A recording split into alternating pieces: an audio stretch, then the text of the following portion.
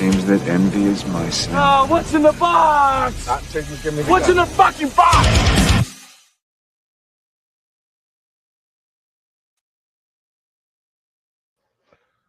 Welcome, ladies and gentlemen. It's another episode of What's in the Box. I am your host, Death Metal Hero, and I got my good friend Michael Oden, and we are talking Elysian Fields because I got something in the mail. But first, what's in the box? No, not until you put that gun in. What's in the fucking box?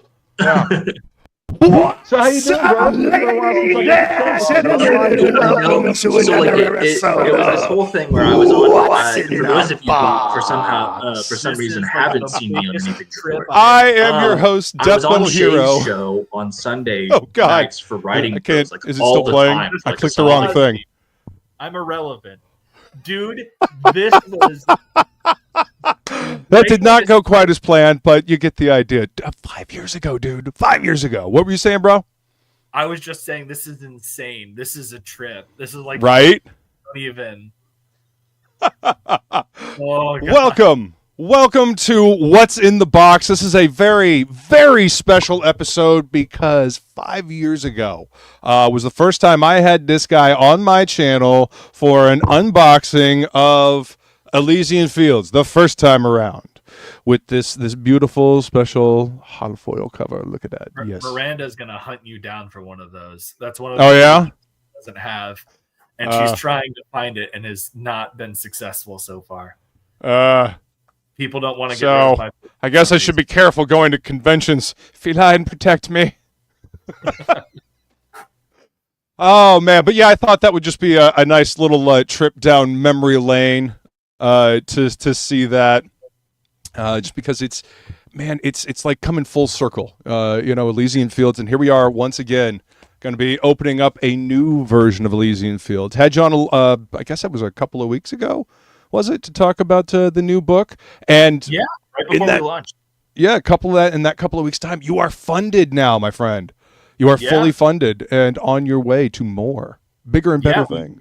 We're about to hit our first stretch goal, which will unlock the hype guy sticker. And he is he is a character that appears in this one. That's a telling chuckle. Thread that just looks like a complete doofus. And so we have agreed that we're gonna Where's Waldo him into every Elysian Fields book. Nice. Like there will be a picture of the crowd and the hype guy will be there. We are going to Where's Waldo him into every one of these books. But like the hype guy brings the hype because he's real. He's the real hero. Miranda says she loves hype guy. So there you go. Oh dude, hype guy's great. Just gives you something to look for in the background, keeping an eye out for things. So I'll share a screen of what hype guy looks like. That way we can be on the lookout. While you're doing that, I'll go ahead and say hello to the chat.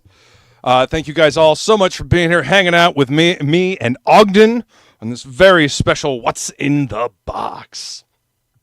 We got Ms. Good Stuff here saying hello, friends. Well, hello, Ms. Good Stuff. Good to see you.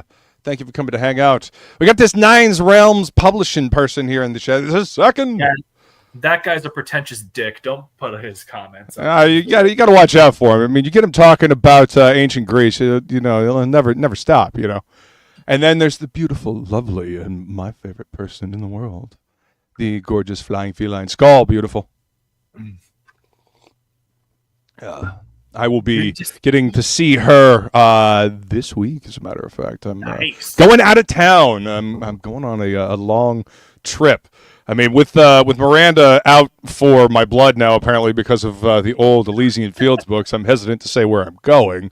But yeah, going on a trip. Going up to Northern Indiana, drop off some stuff at my mom's new house for her, and then I'm going to do a convention with our boy Seth Tokame for Edge Punk magazine. Tell him to touch with me. He was supposed to hit me up about something. I will indeed. I will message him. I actually have to lock down and confirm stuff with him anyway, because I'll be staying at the hotel and we'll be doing the convention, and then after that I get to spend 2 weeks with my lady love. It's gonna be awesome. Heck yeah. Let's see. She says she's here and she is making dinner. Mediterranean Monday, and she says hello, Oden. Awesome. That's right. You ain't kidding, man. She makes some awesome Mediterranean food. I mean, everything she makes is delicious, but apparently that was way too much at once. Yeah, you ain't kidding. I got my windows confused over here, and I couldn't stop the sound of me and Oden talking from 5 years ago, and I couldn't find it, so I'm rifling through. That's why I stopped mid, rant. But yeah, Brandon says, "Wow, hot Ogden, damn." And she says she needs it for the wall of Ogden. I see. Yeah. It's for the collection. Understand. Let's see. Screaming Raven, what's up, dude? He says, hail, my friends. Michael, good to see you, sir. Good to see you as well. And apparently you're also getting a visitor this weekend. Well, that's fantastic. We're actually going to a convention our own selves. I'm going to Chicago on first convention as like an officially registered vendor. Nice, dude. Exciting. Yeah. I'll be doing Hoosier Con in Indianapolis, and then later on this year, Feline will be going with me to the Charlotte Con, the Heroes Con. We had such a damn good time last year. I need to go to that one. I'm gonna such a good show, dude. Charlotte one is gonna be on my thing for not this year, but next. Things are happening this year where I'm fiscally not able to. Well, to make sure. I mean, shoot, dude, you're launching stuff, you're getting stuff taken care of. I mean, it's building. Every little bit. Next year, I definitely want to go to SC Con.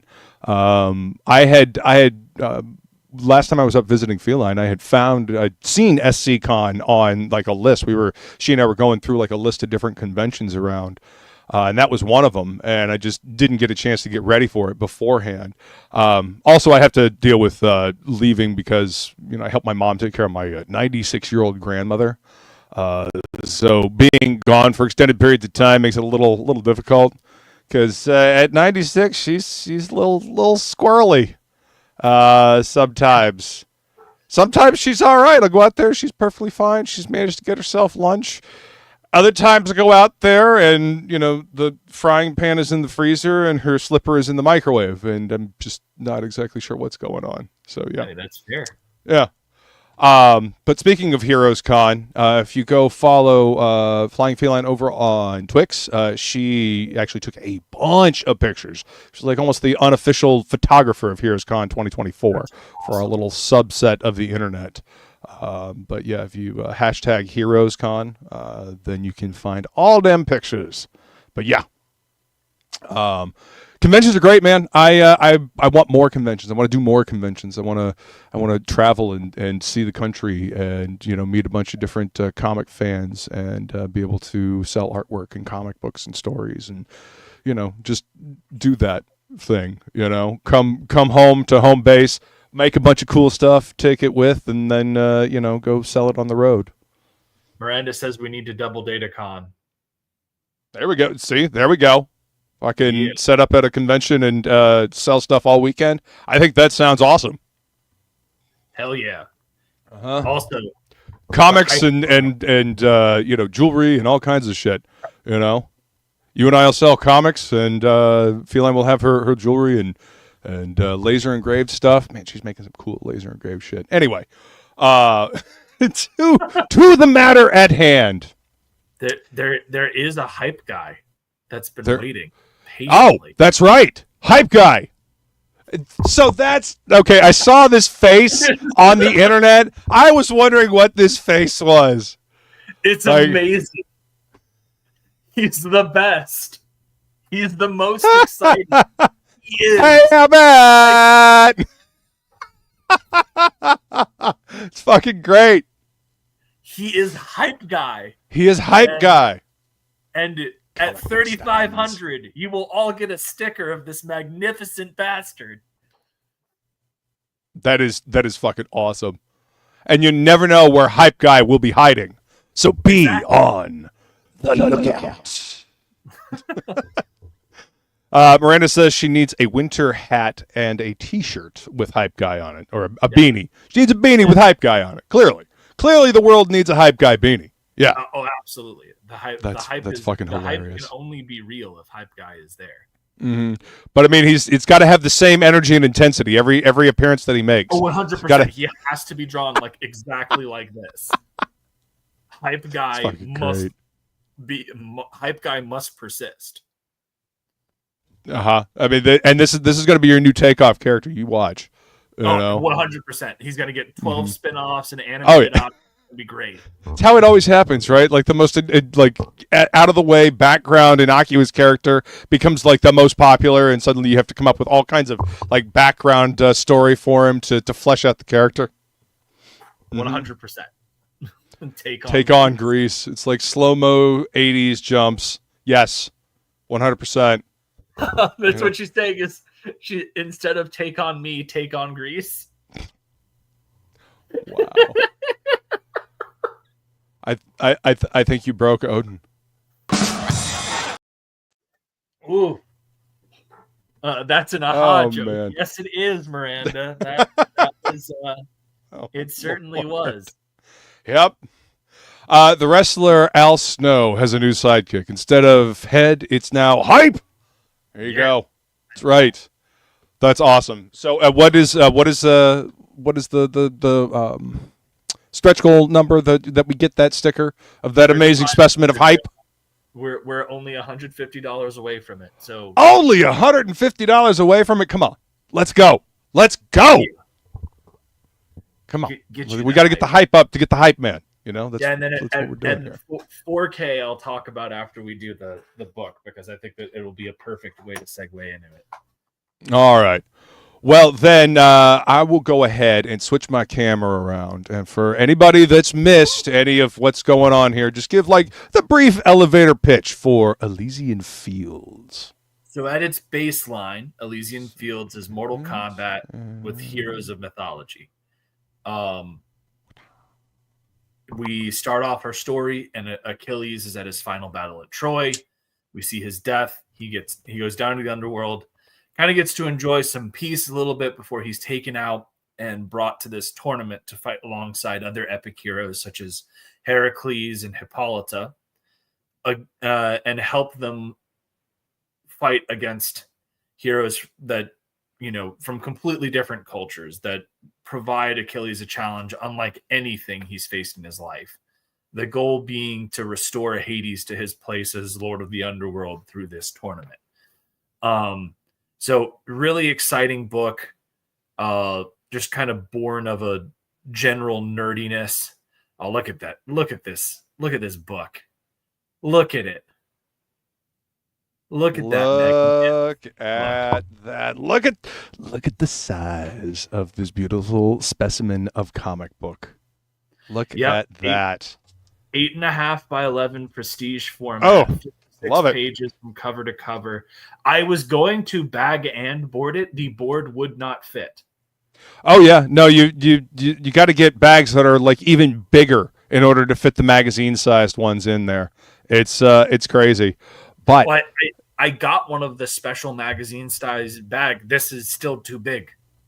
Really? So is the book slightly larger than regular magazine size?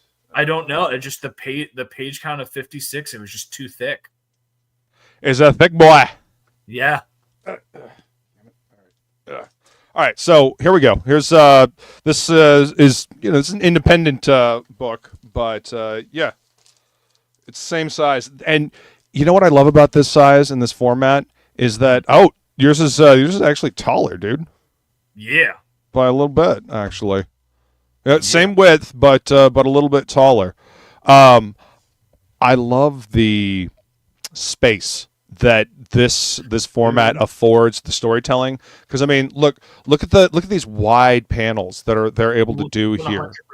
So this is actually why I decided to do it, man. Between really getting to explore the bande dessinée genre, there's so many good. Yeah. honestly, Global Frequencies Mavericks. Mm-hmm. Like a big What thing, a right? beautiful book. Yeah, fucking gorgeous. Absolutely fantastic. And so I was just like this when I was looking at starting over and redoing Elysian Fields, the first thing that came to my mind was like, I'm doing this battle book. It should all be about the spectacle. I can't do this in like a standard comic book format. I have to have it blown up. And so I mean, the results speak for themselves. Like, dude, it's so fucking pretty. I mean, this cover just pops. I mean, the colors are just vibrant. I'm not sure my camera is necessarily even doing it justice. Oh, Screaming Raven says jaw hits floor. Man, you like I wish that my camera was better so that you could see it for real. Because this is a beautiful book. These colors. Ooh. And is this now this is a prototype version. For those wondering why I have the book in my hands when he just launched and funded recently, is because this is a prototype version. And so, I just humble brag. I want to point out that does indeed say 1 of 20. I'm just saying, you know. Yeah. Because I was backer number 1. And for anybody that doubts, here I shall show you. He's like I'm fucking putting this on blast. I'm proving it, damn it. See? See? Got myself a Lionhearted Men shirt as well. Thank you very much. Yep. Backer number 1 right there. Proof. Yeah. I don't think I've ever actually gotten a backer number 1 on any campaign before, and I feel like it's kind of appropriate that I got it on this one. Like you did on mine, and that's such a special thing, and I cannot thank you enough for the support. You want to crack that bad boy open and take a look at some of the interiors there? I do. Let me just say hello to Morb. What's going on, Morb? Good to see you, man. Welcome, sir. Bookmarks for the Mercenary Guild are fire, and back this person's work. Hell yeah. Oden is an old friend. He's and go back to the beginning of the episode. You can see our first What's in the Box from 5 years ago. Come a long way, brother. We come a long way. Look at that. Oh my God, that's beautiful. I love it. So fun fact. Man, that I love the feel of the cover. Now is this what the final version is going to feel like as well? Kind of like that matte? No. Okay. Because I mean, maybe like it. Here's what I'll say.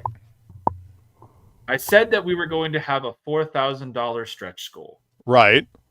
And so our $4,000 stretch goal will be to turn that into a lava holofoil.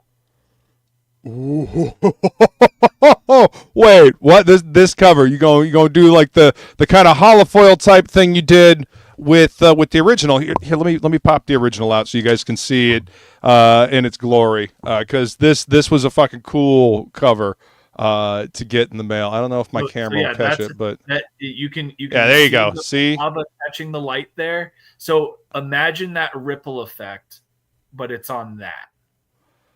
Bro. Oh, that's gonna be fucking badass. So holy shit, dude. We're not far from that. You know, as I said, wow. We're away from 35 at 4K. That becomes that. That is gonna be fucking gorgeous. I can't wait to see that. Luke's like, I need to make sure I add on. Right. Everybody, get your ass on this book now. I need that cover. Need it. I say, needs it. Like, oh my God. The interiors, like, flip to that next page there, bud. Look at that. See, and this is what I'm fucking talking about. Like, I love regular, American sized floppies and whatnot. I've been reading them since I was a kid. They're the format that I'm used to, but holy fucking epic 2-page spread. Holy shit, dude. This is great. Yeah. You sent me the images, a while back for this, and I thought it looked amazing there, but holding this in my hands and seeing it in all of its, 2-page glory, like this is, it's unparalleled. Like it really is, straight man. Up. So you saw when I did the the unboxing of the proofs and everything when I got them, I was moved to tears. Like nothing can prepare you for how gorgeous this book is. Man, I can't wait to see my work in print. Finally, I've seen I've got covers that I've done. I've got cards and stuff, but Mercenary Guild is the first issue is done and will be going to print. Hopefully before Heroes Con, so I actually have some of those. I can't wait to see my stuff in print. I can only imagine seeing something like this in your hands. Like this is beautiful. Look at this badassery on display, and this is great storytelling, by the way. I love this. This is fucking great. So we actually have a T-shirt. Man. So this is the T-shirt that comes with the collector box. Yeah, I had our colorist remove Memnon, and so it's literally Achilles tearing a slash across the T-shirt in the chest. Nice.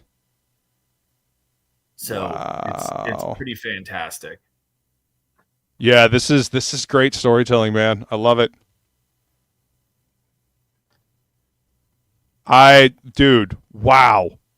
Like I can't wait to dive into this and read it. I totally see why you went with this format. This format suits the story so well.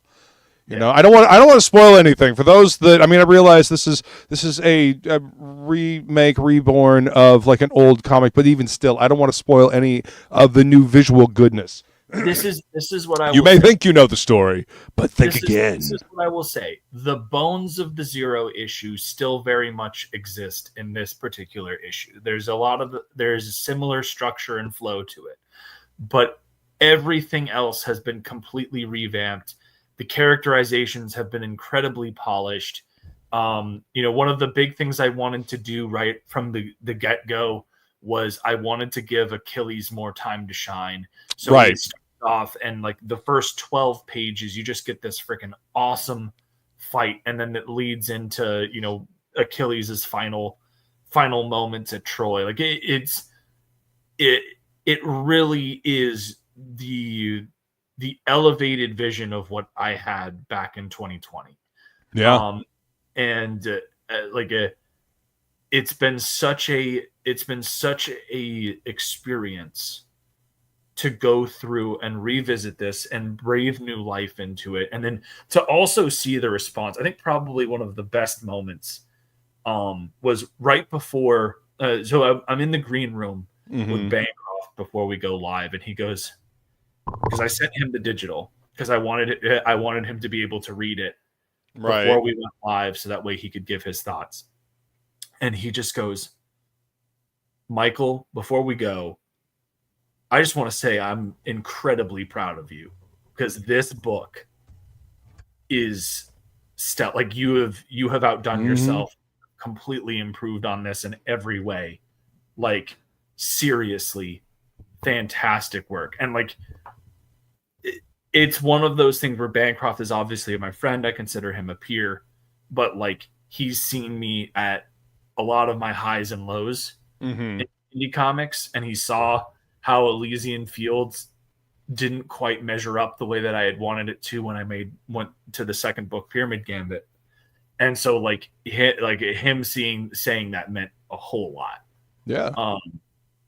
But yeah, it's obvious just by looking at it, just the level up. Just looking at it. There was nothing inherently wrong with the original version. It's just this is polished. This is refined. This is taking all of the lessons that you have learned from here and other things that you've done, and they have been applied here. You are so much more knowledgeable about, storytelling and making comics. Making comics is it's a journey. It's a constant learning process. There's always something new to learn about it. You may think you know everything about it, but then something comes along and you're like, okay, well, no, that did not go anything like how I thought it was. So it just looking at this book, the storytelling from the pages that from in here to in here, into the new version. Just Dude, can you do me a favor? yeah. So your finger in that page is right where Achilles and Patroclus have their like really reunite moment. I want you to find that those pages in the actual book, the new one. So so go like so you know how where Achilles and Patroclus link up in the peaceful time after he dies in this book. Yeah. So your finger was like right near there. So keep flipping. I want to show you something. Flip another page. One more. Okay. All right. So stop here. Yeah. All right. So I want people to see this. And then go to, give me a second. I'm going to pull up the exact page. All right. So that way you're not giving intense spoilers away. But I want to show people because this is one of those moments where you actually get to see side by side, like a direct comparison where like these are the same kind of layout, same story structure and everything like that. This is one of those few scenes that didn't have a lot changed from the original in terms of its like dialogue and everything like that and the story it's trying to tell. But this way we can really showcase the big difference. I mean, obviously then what's like page 19 and 20. One of the things that I've already noticed is the decompression in storytelling in Reborn versus the beginning of the original book here. Like this battle. You know, this I love the gravity with which that you gave this first battle between these two. Yeah. It's so good, and it sets the tone for what this series is supposed to be.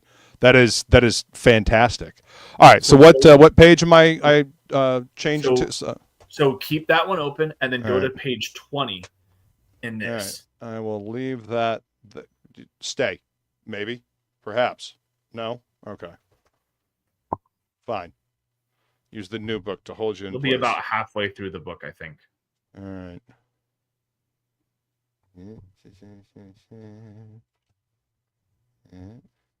One page before that. There we go. I think. There. This. All right. So flip the page.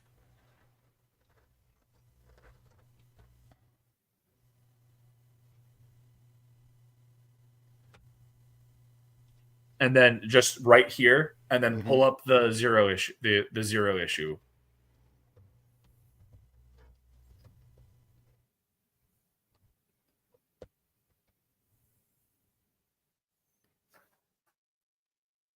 Same. Yeah. Definitely. Look at the decompression in storytelling. Wow.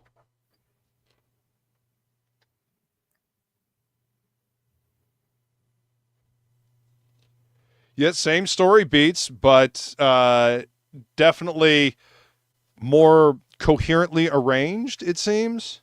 Yeah. Like there's a level of coherence in the storytelling here that wasn't present in the original. Yeah. And this is wow. Talk about I mean, for lack of a better term, a glow up, man. Like damn. That's exactly what it is. It's a beautiful book, dude. Like holy crap. I'm and I'm with Bancroft, man. I'm wicked proud of you, dude. Like I've 5 years doing this show, doing my channel. I'm 1 subscriber away from 600, by the way. Woo woo. So please listen to The Wise Feline. Remember to like, share, and subscribe. Tell your friends. It's where we talk about comics and artwork and stuff like that. And I bring you exclusives like first look at Elysian Fields Reborn and this awesome format. Again, dude, this look at the Don't show that off. They haven't earned that yet. See? Exclusives, like I said. I'm super fucking excited for you, man. This is so fantastic to see things come full circle like this. I mean, we kind of met just hanging out on, what was it, writing pros? Yeah, I think it was writing pros way back in the day. Yep, just talking about writing and different stories, and then going off on endless tangents about whatever, and not this. See, this is why we don't do topics on topic lists, just because it's just too easy to go off on a tangent. Just let the conversation go where it's going to go. It's kind of how I run this show too, or my or new book. I just kind of let the conversation go where it will. But there's been a lot of people that have been that started out trying to do this, and they're not doing it anymore. So it's kind of vindication to see see that you're still here, you're still doing your thing, man, and you've got multiple franchises now that do well. It's great, man. Now you mentioned that you're going to be going to a convention. Is that going to become a bigger part of your business plan moving forward? I am aiming to do 3 conventions a year at minimum that are relatively local.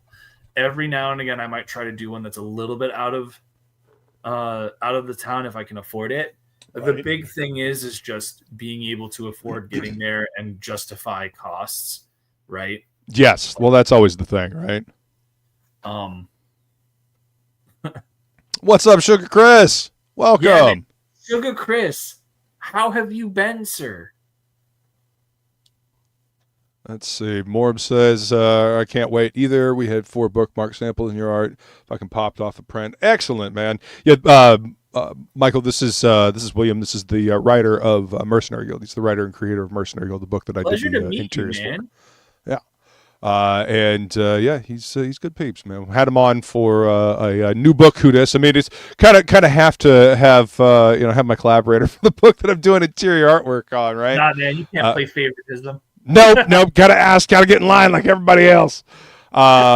But yeah, a lot of fun working on that book, man. We did some good stuff there. You were in DC and you didn't hit me up. You in trouble now, Sugar Chris? Bro, we've been over this so many times. I live in Northern Virginia. In trouble I could have now. linked up with you. Morb thinks D&D should have hired you. There you go. Get a little historical accuracy. I'm the writer, but yeah. Yeah. Well, I think that's what Morb means. They should have hired you to have consistency in their writing.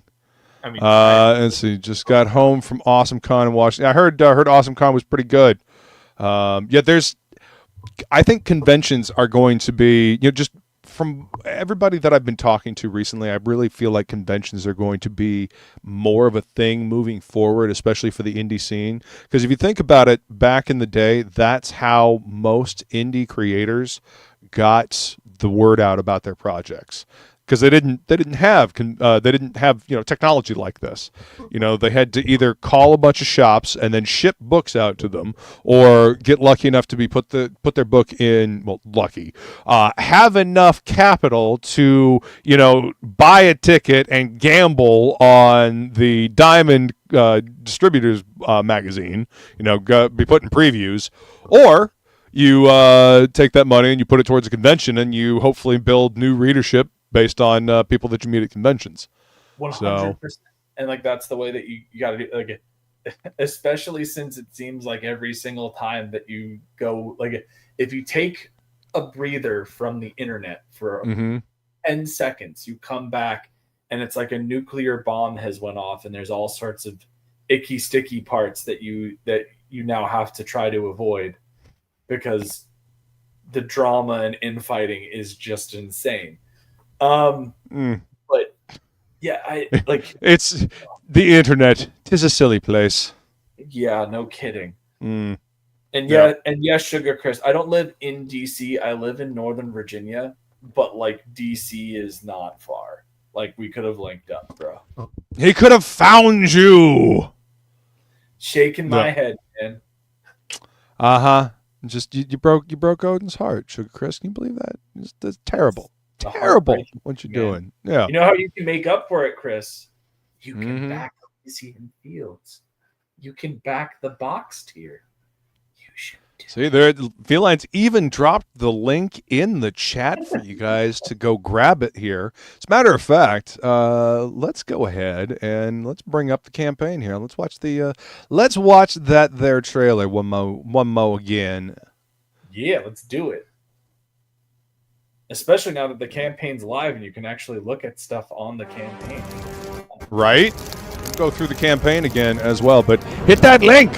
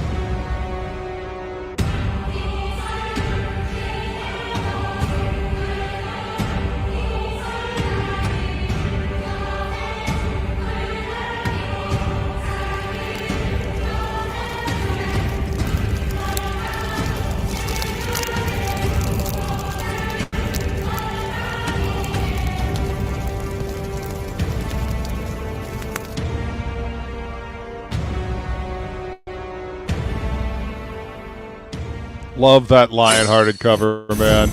It's so good. That is such a dope cover. Yeah. And if we good. Hit, I think it's 5K, that will be upgraded to a silver foil. Nice. So, yeah. You're welcome, world. Right? You're welcome. Didn't even have to thank me, but I know that you're grateful. Yeah. Yes, that's actually the cover that I ordered, I think. That's cover B, right? Yes, that's cover B. That's the Lion-Hearted edition. And I know you're going to end up adding on that cover A now that I said that, that's going to get a olive oil treatment. You're going to right. I mean, it's absolutely gorgeous. Are you kidding me? With that lava olive foil is going to be fucking fantastic, man. And it's such a callback to this original. Yeah. Yeah. That's the whole point. That's what I wanted to do. Miranda's like, I ordered them all. See, that's that. There you go. That's support, man. Yes. Cackling maniacally about all the books that she ordered. That's love, man. Absolutely. That's right. That 2-page spread that got blown down because Kickstarter's UI formatting looks absolutely fucking insane. And oh my god! I want to look at it in this book. Oh wait, I changed my camera. I can look at it. Go ahead. Continue. Talk. Continue talking. So it's gonna look even better than the one that you even have in there because I sent out digital so we had this. I wanted to make sure that people knew that this book was done. So we did this prototype, so that we did this proof edition as a way to get people in and show that the book is done. But we've done a few more editing passes since. And one of the things that we had in feedback was to help people initially engage with characters to create title card logos for them. Oh, okay, gotcha. Hippolyta, Gilgamesh, Heracles, and Enkidu all have logos, and they on this page you get, I think, Hippolyta and Gilgamesh's logos on there, and then later on you get a really good look at when there's a really good look at Heracles and Enkidu, they get their own logos. Are you gonna? You think you might do trading cards, with a picture of the character and then their little logo and power stats or anything like that on the back? Maybe. It's not something that I haven't considered. Well, I mean, let me tell you, if this campaign really starts to take off, there is a person that I know I would like to do some art for cards because I really I think that their art is incredibly underrated. In the Mr. Rich Ayala. So Rich is great, man. Love his stuff, man.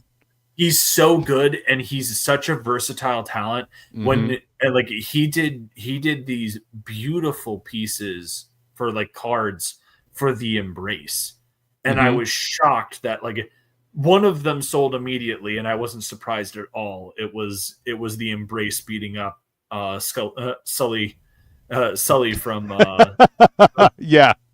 So like that one went immediately. Like the moment that was announced, it's like, nope, mine. That's hilarious. But like it, like oh yeah, of course. It's one of those things, man. Like he's such a good artist, and he's freaking great. He's very freeze.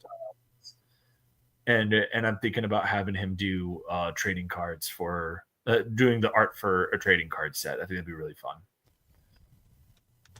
I think that would be really cool just to see his take on all the characters, you know, because he always has fun takes on all the characters that he does. Puts his own unique spin on it. Yeah, dude, this prototype looks fantastic, and this 2-page spread is beautiful, you know. Yeah, and like again, it doesn't do it justice, does it? No, it doesn't. The picture just really, and then even the pages leading up to it, like, you know, him on the boat there, like this. I love the colors in this book, man. You know, Dude, this part in particular with like the spirits on the boat and like going to the Colosseum, like this part in particular, I really love the colors, the use of the colors, and like the color holds on the line. It really gives it a unique feel. I dig it, man. And Rubian and his flatter Lou are tremendous, and they are fast. And like I very seldom have to give any corrections. Like they fucking crush it. So they just get it. They just get it. Yeah, no, they just and let's crack it, Tank. There's so, dude. We need to before this stream ends. So I was on Don Draw's stuff this past Saturday. Awesome. And Tank was there. Yeah, and he was a bunch drawing of good folks over there. Piece, and he just finished it. It's fucking amazing. We're definitely going to highlight that because it's great. And Tank's great, man.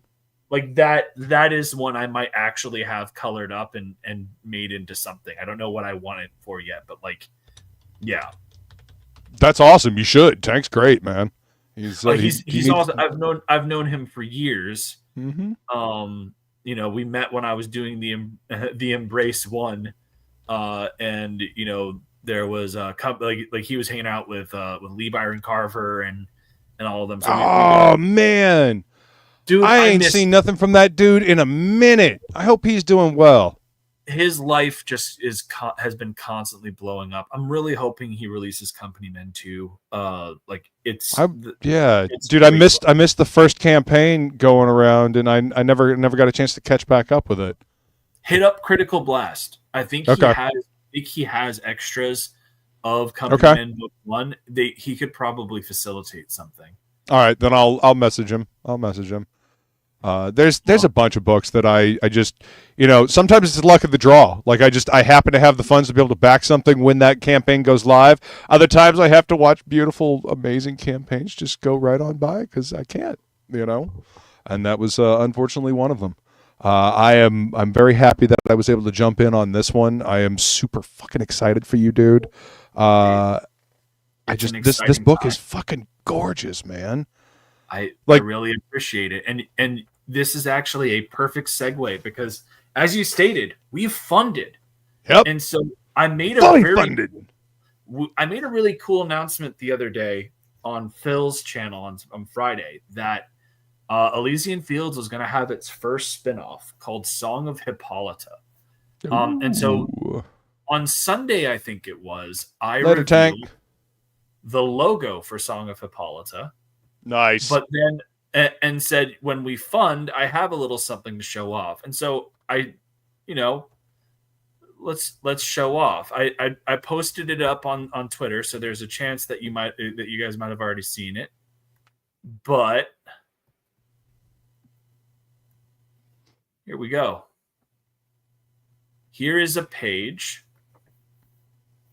The colors on this, man. So this almost has like a Tim Sale, like Batman Long Halloween feel to it to me.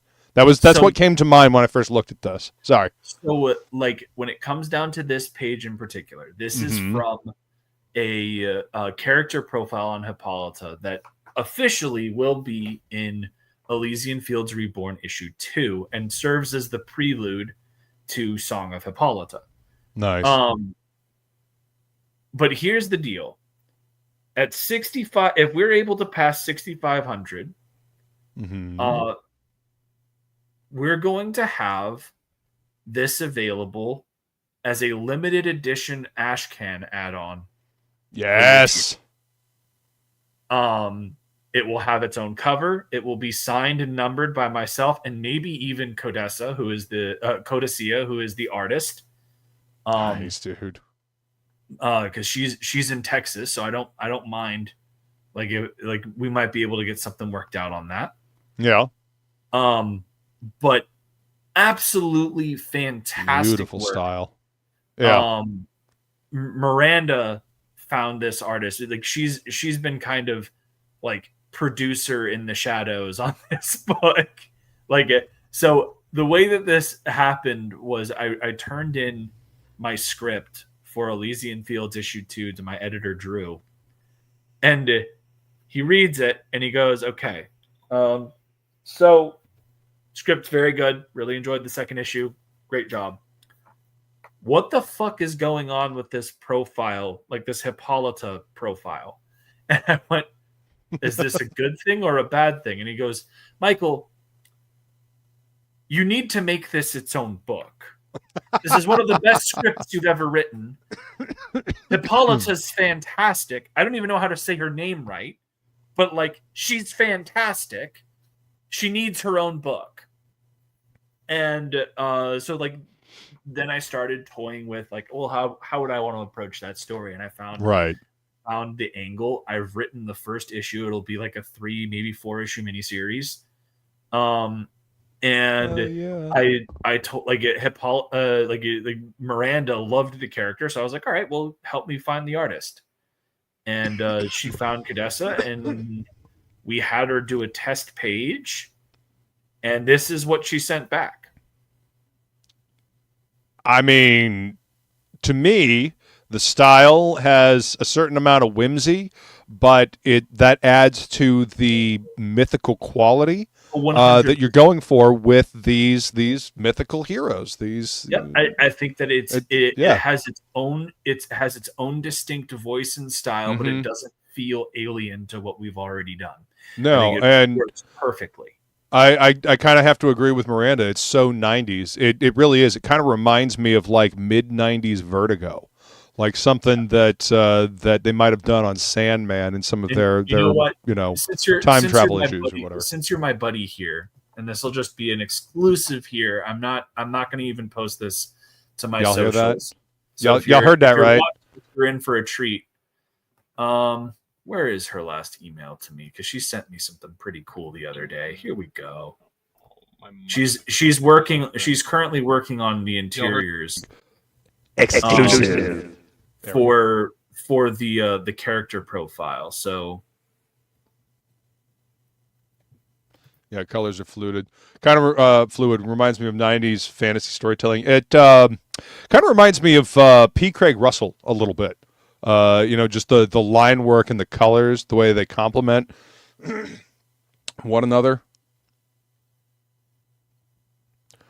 Oh, wow.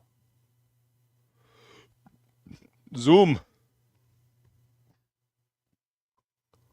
Oh, wow. That's cool, man. So this is Hades and Charon. So the way that this character profile starts off is that they are on the river Styx, and Charon is pointing out this soul that doesn't belong there, and that it belongs to Hippolyta.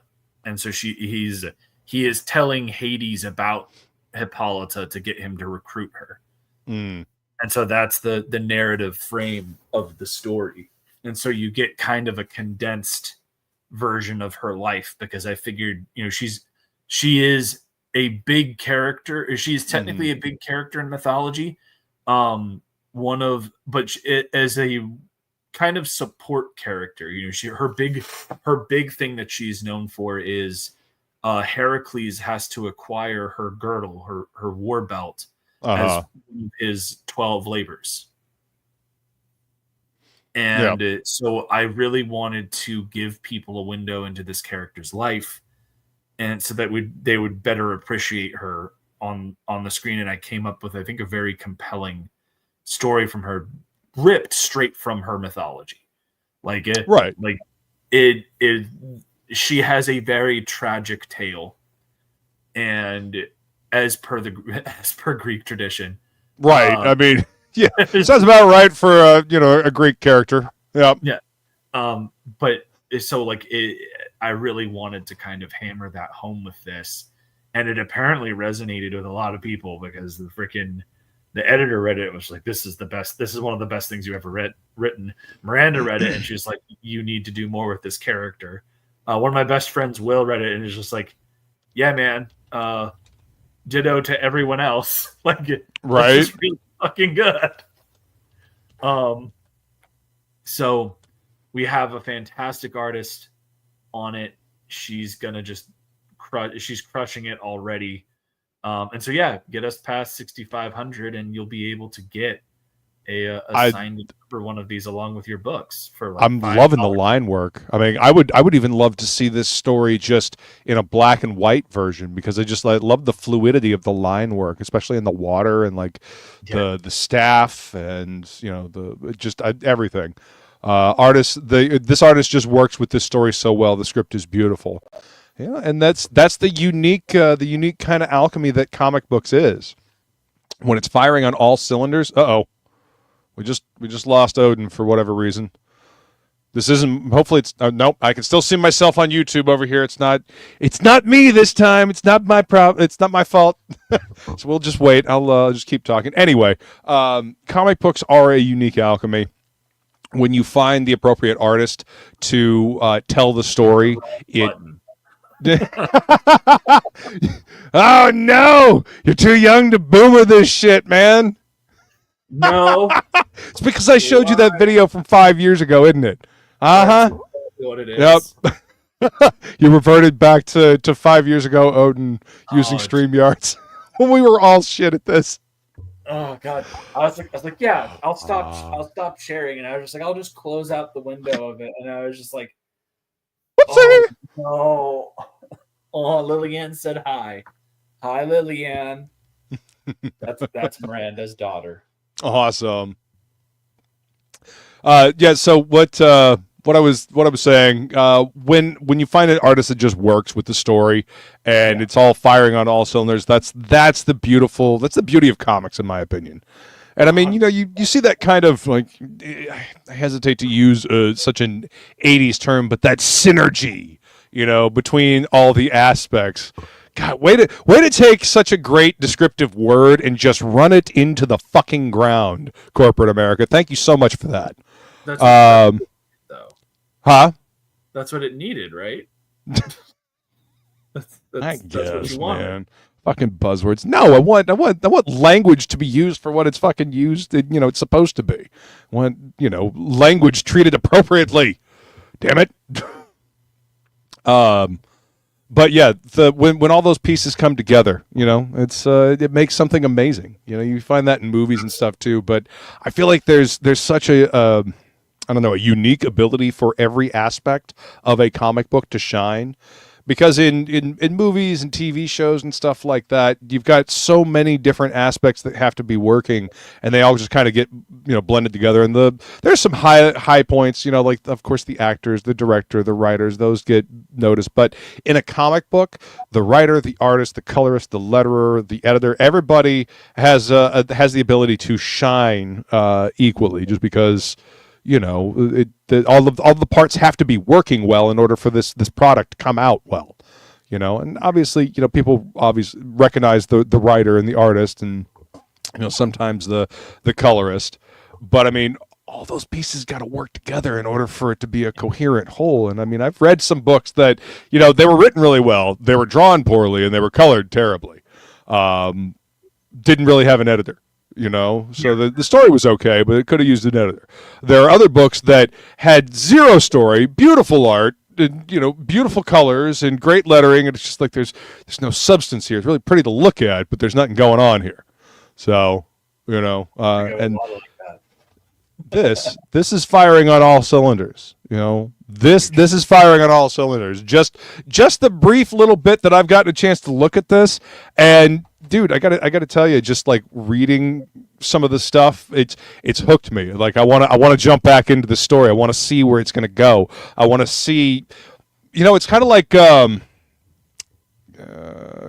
what do they call the animes? Is it an OVA or something like that? Where they have, like, it takes the original story and it kind of changes it a little bit. It kind of refines it a little bit. This kind of feels like the OVA of Elysian Fields. You know, kind of like they did with Full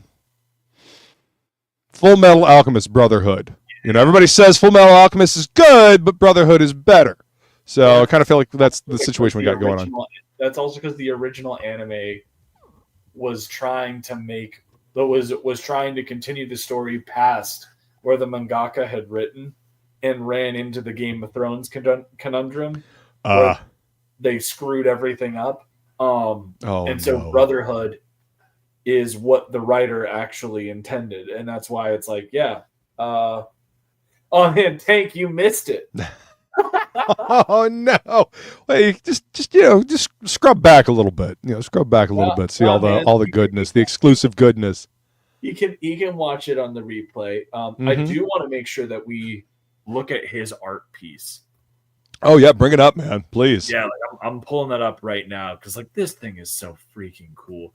And he did something that he knew was gonna tickle my classicist.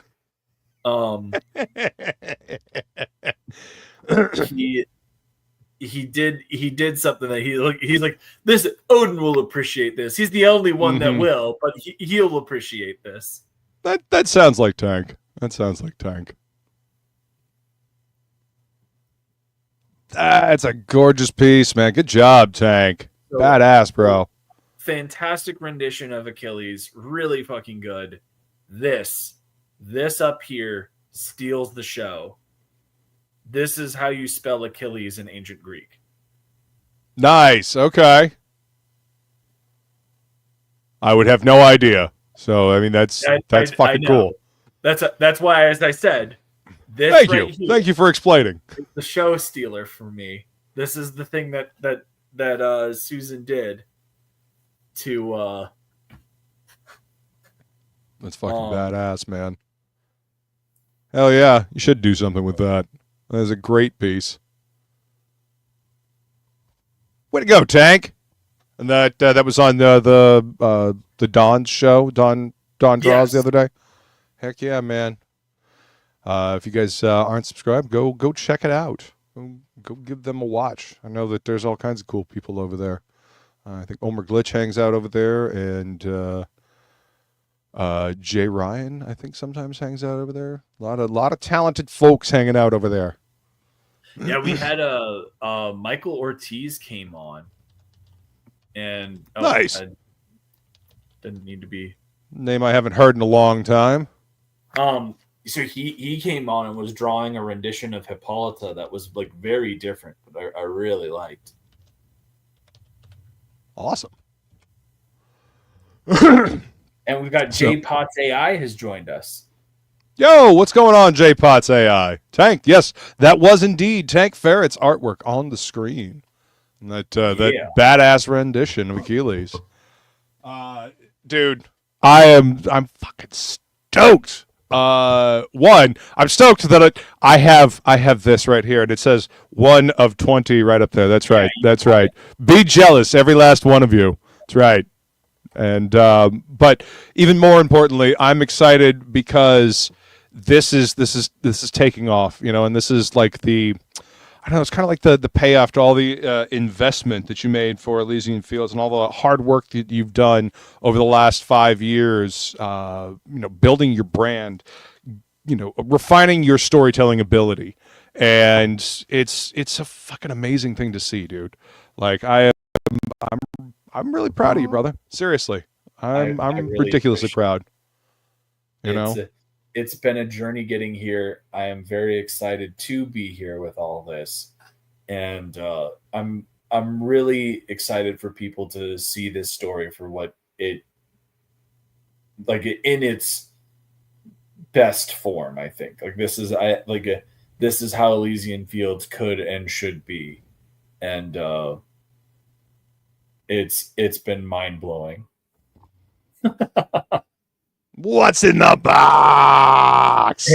This is what was in the box. This gorgeous book. And okay, so before we go, quick question: do you think this is going to be more where we see comics going, either manga size or this like prestige format, bande dessinée type size? I think that you're going to see it go in both directions on certain things. I think that bande dessinée, prestige format books have definitely started to take up a bit more space in comic book stores. You have a lot of companies investing in those larger style press format. Yep. And then manga has the advantage of being obviously able cheaply be able to be produced. And then you put a lot of it together in a small little tankobon and sell it for $10. Yep. And it looks good on the shelf. People like seeing those spines. So yeah, I think it's going to be a lot more collected editions.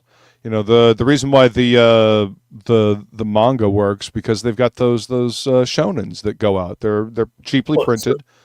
But that's the whole thing, is that you have Shonen Jump, which is effective, which is like their monthly magazine, and they have that's where the chapters are released, which are effectively the equivalent of their issues. But then so that gets sold over in Japan. But then they get they collect all of them, have them translated, and they ship over here. Tank says, I need this, or I will explode. Make sure you get all the covers, Tank. That's another thing that I did on this. I don't think that a lot of people realize. There is a thing where a lot of creators will only allow you to either get the collector's tier or get a back two covers tier. I allow you to add all of the covers on. So let's say you don't want to invest the $300 in a box. You can get all of the covers for $70 once you factor in shipping and everything. So there you go. If you need all of the covers, which, I mean, why wouldn't you? Because all the covers are badass. Yeah. And I think you may be onto something here with that whole no more than 4 different covers on a campaign. I think it's the sweet spot. Absolutely. Yeah, I think so too. I think people want variety. Doing variants is good. It also allows you to get the opportunity of bringing in big names to come in and bring their own rendition to the characters you have. So obviously that's a big deal. But on counter to that, if you have too much of it, it makes it you're going to scare off a bunch of people if there's too much on a campaign. Well, yeah, paralysis of choice. Exactly. But B, there also comes a point where the people that do want to back everything are going to be like, it kind of feels like you're just trying to bleed me dry at this point. Yeah. I mean, and some campaigns come across like that. I mean, I realize now if your audience is asking for multiple renditions and different, if you've got an audience that is asking for those type of things, then by all means serve that audience. But if you're talking about just in general, putting together a campaign, I think that is a sweet spot. That's enough variety that people have choices, and they can and it's little enough that if people really want to, they can get all of them, and they're not going to feel bad, and they're not going to feel like they're overspending or anything like that to pick up each cover. You know what I mean? They can comfortably pick them all up, or they can just pick up the one that speaks to them the most. But again, they have that choice, and it's the right amount of choice. You're not going to feel like you're, oh well, am I gonna pick the right version? Am I gonna, because we all want to get the best bang for our buck, as it were. And too much choice makes us worried that we're not going to make the right choice, so we don't choose anything. Absolutely. Yep. Tank says, I was talking about this and Kyrie and how both art styles would translate to animation directly. Oh, are you talking about Kyrie? Kyrie. By Matt Krotz. Yes. Yeah. Yeah. That name sounds familiar. Now that you've said it correctly, I remember that name. Dude. It's a name I haven't heard in a long time. That was my co-host for When in Rome for a hot Yeah. Yeah. And Kyrie, I'm very excited for Kyrie Volume 4. I know that he's still working on it. But like damn, so he's been kicking out the jams too. That's awesome. So pardon me. Of course. Getting past my bedtime. Well, we have been going for a little over an hour here. So I mean, if we can go ahead and wrap this one up. This book looks fantastic, man. I can't wait to get the final version in my hands. And y'all need to get him to that stretch goal so I can get that silver cover. Because I know that I'm going to get this molten lava cover, but I want that silver cover, so y'all need to help. So hit that link that Feline just dropped into chat for you, and go get yourself a copy now. Do it now. Do it. What? Do it. No. Do it now. Don't wait. Hear me now. Listen to me later. Yeah. Kickstarter doesn't have it. It doesn't take the funds out immediately anyway. That's tomorrow's problem for you. Exactly. That's tomorrow you's problem. Exactly. Do it. Exactly. Do it. All right. So, is there anything else you want to say about Elysian Fields Reborn before we go ahead and wrap this one up, homie? No, man. I just really appreciate you guys having me on, and it's been such a pleasure chatting about the book. We did do a raffle for the character sketch, the original character sketch art that I have from William Reyes of Achilles, Heracles, Gilgamesh, and Enkidu. So the raffle winners were already announced in today's update. If you were in the first 20 physical backers and you have still not given me your address for me to ship your book out, there are 5 of you guys. Please send me your addresses, you silly gooses, you silly geese, so that I can send out your books. All 5 of you, listen to Old Dirty Fatty. Get to the chopper. Send your address in to Oden so he can send you your book. Because I've got 5 books left are beautiful. Sitting there. They're just sitting there and they're waiting to go out to you guys. I mean, seriously, what are you doing? What are you doing? What are you doing? Yeah. Awesome, dude. This is it's just fantastic to see. Like, it's 5 years ago, man. Had you come on for the original Elysian Fields, and this is what 5 years of evolution and growth looks like, ladies and gentlemen. This is what 5 years of knowledge being put towards something that you care about and that you're passionate about looks like. This is indie comics. This is what we do. This is DIY or die, and I fucking love to see it, man. Absolutely. Yeah. Chat, you guys are amazing. Thank you so much for coming to hang out with me and Oden. Oden, always a pleasure talking with you, brother. I look forward to the next time we get to hang out. And we will see you guys next time on What's in a Box. Later.